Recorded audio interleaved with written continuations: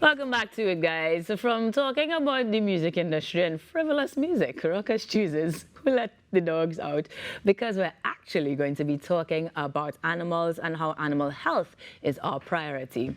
To have that conversation, joining us via Zoom is the director of the School of Veterinary Medicine, Ms. Carla Georges, and that is of the University of the West Indies. Nice to chat with you again. Good morning. Hi, good morning. Very happy to be here as well. And in terms of the conversation, because they have collaborated with the Trinidad and Tobago, but TTSPCA, because I'm going to make a long title out of that one. Chairman Sita Kurovella is joining us on set as well as we're exploring the UWI Veterinary School's fundraising campaign. So let me say good morning to you both, ladies. Welcome to the show. And because I am familiar with the TTSPCA, I actually will start with you, Chairperson, because we need to get a sense of why these sorts of collaborations are necessary. So tell me a little bit as to perhaps how it came about, how long these sorts of collaborations have been able to sustain the TTSPCA. Well, we've collaborated with the vet school for, I think it must be at least 15 or 18 years now in different ways. Right. Of course, we're very interested in having a relationship with the vet school because that is the highest educational institution that deals with animal health and welfare.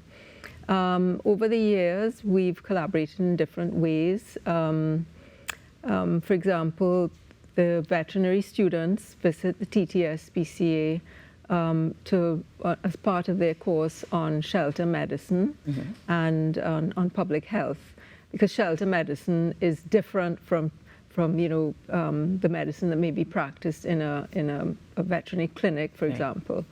And we have also collaborated on, special situations like, assisting St. Vincent when they suffered from the effects of the volcano. There was a lot of impact on animals and so on. So the vet school took the initiative there, but we also assisted with that. Perfect. And we've been very fortunate because they have invited us to participate in conferences or meetings that dealt with animal health and welfare issues. So it's helped us to keep on the ball as well. I certainly know that the collaboration helps to sustain the TTSPCA in many ways, but this particular one, Ms. Georges, is particularly important because it also benefits the vet school itself. So in terms of the School of Veterinary Medicine, tell us a little bit about the services that are offered there, because with us being the average persons who take our dogs or cats to the regular clinic, I think it's important to outline what exactly the veterinary medicine school itself does. So, Ms. Georges, could you give us some insight there? Sure, an excellent question. But I'd like to start by letting you know, do you know that the school was started with a collaboration between the chief vet officers of the region and CAHO back in the 70s when they realized that a veterinary school is needed in the region because we do have vampire bat transmitted rabies. So following on this, the school is essential for training experts in disease diagnosis, prevention, and of course, for collaboration with the regional veterinarian to secure the food supply. So the school itself started on that concept. For it's a regional institution, and the services we provide to the community include diagnostics, training of veterinarians, and of course, upskilling of the veterinarians to improve the way we practice veterinary medicine in the region. And basically, our school has to be equipped with the cutting-edge technology in order to provide that high-level diagnostics and, of course, training for vets. So currently, for instance, your animal is hit by a car. We do have experienced orthopedic surgeons. If you have an animal with a cataract, we do have an ophthalmic surgeon, etc. And this fundraiser is to help maintain the standard of more, more experience, more specialized care. And this fundraiser is to help us to, purchase that type of equipment to be on par with other cutting-edge veterinary institutes in the world. I'm thrilled that you've shared with us that we have these sorts of expertise here in Trinidad and Tobago. I imagine, though, that the necessity is underscored because these sorts of facilities that you offer, these sorts of services that you offer will come at some sort of significant cost. What sort of figure, or is there a goal or aim in this particular instance, a specific part of the medical veterinary clinic that we're looking at updating or enhancing the tools for this particular drive? Is there a specific goal in mind with this particular drive? Yes, so definitely. Our first goal, of course, is to reestablish the ability to do cataract surgery. Okay. And a phaco machine costs upwards of $400,000. So the one that we have now is currently obsolete, and we really need to replace it. And we find we're doing a lot of different negotiations, but we need to replace it. And also the consumables that go along with it cost upwards of $2,000. Right. As it is animals, we have to have a price point that is affordable. It's the same technology for human beings. However, we cannot, charge the type of fees that a regular human ophthalmic surgeon would charge. So these are the types of things we're looking for. And in terms of diagnostics, we would like to improve on our areas such as endoscopy, fluoroscopy, etc. And of course, digital imaging, MRI technology, CT scan technology. And these types of machines cost upwards, again, for another $400,000 to $500,000 TT dollars, right? So we will take it at a phase-by-phase basis and start with what you call the low-hanging fruit, those equipment that we need immediately. Remember, we are also training veterinarians for the future, and future veterinarians need to be able to be versed and comfortable with these types of technology. Right. And also we want to be a preferred referral center for veterinarians in Trinidad and Tobago and the region. So let's talk about those donation channels and how we can help the cause, because we understand the importance. We know where it's going, and we actually can derive the benefits directly as pet owners. Tell us how we can donate. So we do have what you call an online store that you can click on the QR code, and it'll take you directly to a page where there's a donation part of it, where you can just donate any amount you want towards the donation drive. We also have an account, but you'll have to contact the school at sta-vet.sta.uwi.edu. It's on the page.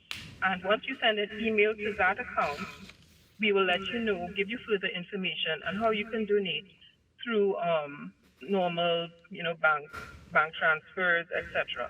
And you can also come into the school itself and say, I would like to donate towards your fundraising drive. And we will accept, donations through card transfers. Sounds good. Now, we did get a little insight from the perspective of the TTSPCA as far as to what sorts of collaborations have happened in the past. This particular one, we know, yes, it will partially be supporting them as well. So tell me a little bit from your perspective why that collaboration was sought out. Well, we know TSPCA is one of the oldest organizations in the country, and by extension through the Royal Society in the region, which really is involved in animal welfare. Not just animal welfare for small animals, but for the range of animals, from farm animals to equine to everything, to wildlife. And as I said, our students do rotate through the TSPCA to understand the shelter medicine, to learn about how to recognize cruelty, how to treat cases dealing with cruelty, and also we do a lot of pro bono work for TTSPCA and for their cause. So it was just natural for us to say, okay, TTSPCA, you are our there will be our proof, and they're well set up organization and well known, and we, as Mr. Curvilla said, we do have a good relationship with them across the board, from education to community engagement to relief efforts, as we spoke about the volcano eruption in St. Vincent in 2021 and the recent hurricane destruction of Grenada, Carriacou, and Petit Martinique, and we're involved with them in help relieving these efforts and just helping raise the awareness of animal welfare and the importance of being, of recognizing that animals are sentient beings and they need help. And we are the custodians for helping animals in the region. I so appreciate you for driving that point home.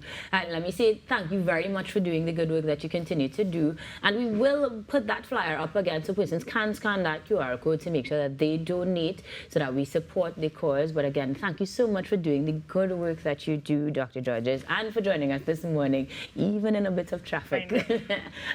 I know that you're probably going to make your way to the office now, so continue to do that great work. But I'm going to jump back into studio because as much as we're going to close things out shortly, I do think that Trinbago needs to get a sense of not just the collaborative success of the TTSPCA and other entities like the UWI Faculty of Medicine and their veterinarian clinic, but other endeavors that you all will be having in the near future or are simultaneously having to make sure that we can continue to trust and utilize the services of the TTSPCA. So again, to both of you, thank you. But tell me a little bit as to what this collaboration is going to do for the institution itself. For TTSPCA, as you may know, we have been on a big drive to raise funds. We suffered quite badly post-COVID. We found expenses increased quite dramatically, and the public really needed a lot of assistance. We've had an overwhelming demand for services. So we basically have been using up all our savings over the last couple of years, just trying to keep afloat. So we've embarked on a number of fundraising initiatives, and actually we've been fortunate because the public has come forward and been very supportive. Of course, we're interested in this initiative with the vet school. I think it will help us to keep providing our services and to improve the kinds of services that we can offer. So we're very keen to partner with UWI and, to benefit from the extensive knowledge they have on animal welfare and animal health. Well, again, I say thank you very much for doing the good work that you guys continue to do.